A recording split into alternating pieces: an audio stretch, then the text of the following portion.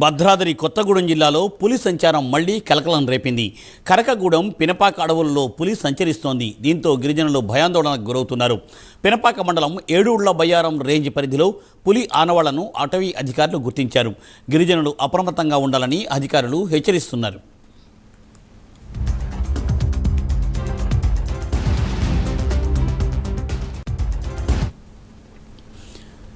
కరకగూడెం పినపాక అడవుల్లో పులి సంచరిస్తోంది. దీంతో గిరిజనులు భయాందోళనకు గురవుతున్నారు.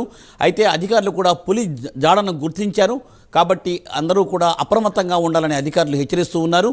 దీనిపై మరింత సమాచారాన్ని మా ప్రతినిధి రజనీకాంత్ అందిస్తారు. రజనీకాంత్.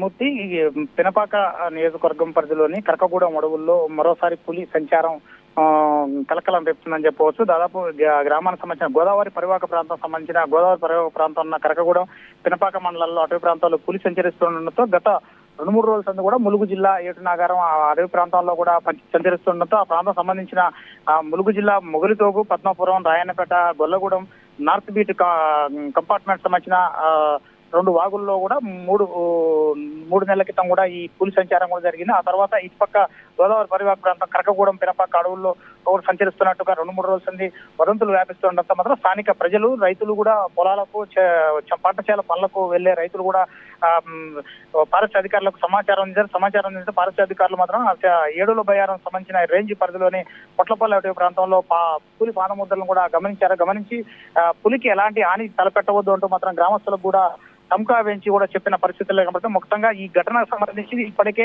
దాదాపు ఇటు ఏటునాగారం, ములుగు ఏరియాల్లో కూడా గడిచిన 4-5 గ్రామాల్లో కూడా 3 నెలల వ్యవధిలో కూడా పులి సంచారం ఉండటంతో కొంచెం ఆ ప్రాంతంలో ప్రజలు కూడా అప్రమత్తం చేశారు. సాయంత్రం వేళ 4-5 గంటల ప్రాంతం వరకు కూడా ప్రజలంతా పంటశాల నుంచి కూడా ఇంటికి చేరుకోవాలని చెప్పేసి సమాచారం అందించారు. ప్రస్తుతం పినపాక మండలంలోని ఏడూళ్ల బయ్యారం రేంజ్ పరిధిలోని కొన్ని ఏరియాల్లో చుట్టుపక్కల గ్రామాల్లో కూడా గుండాల అటవీ ప్రాంతం ప్రజలు కూడా అప్రమత్తంగా ఉండాలని చెప్పారు. పశువులు, గొర్రెలు, మేకల కాపర్లు కూడా దట్టమైన అటవీ ప్రాంతాల్లోకి పశువులను కానీ, గొర్రెలను, మేకలను పెంపకానికి తీసుకుపోయే వాళ్ళు మాత్రం అటవీలోకి వెళ్ళవద్దు అంటూ మాత్రానికి అటవీ శాఖ అధికారులు హెచ్చరికలు కూడా జారీ చేస్తున్న నేపథ్యం అయితే కనపడుతుంది. మొత్తంగా ఈ పూర్తిగా పులికి ఎటువంటి హాని కూడా తలపెట్టవద్దు అంటూ మాత్రానికి అటవీ శాఖ అధికారులు ఇప్పటికే పలుసార్లు హెచ్చరికలు కూడా చేపట్టిన నేపథ్యం కనపడుతుంది. మరోపక్క ఇటుపక్క ఏనుకూరు అటవీ ప్రాంతం నుంచి కూడా ఇటీవల కాలంలో దాదాపు నెల 15 రోజుల క్రితం కూడా ఏనుకూరు అటవీ ప్రాంతం నుంచి అటు ములుగు వైపు వెళ్లి తర్వాత మళ్ళీ పినపాక అడవుల్లోకి వచ్చినట్టు కూడా ఫారెస్ట్ అధికారులు కూడా గుర్తిస్తున్నారు.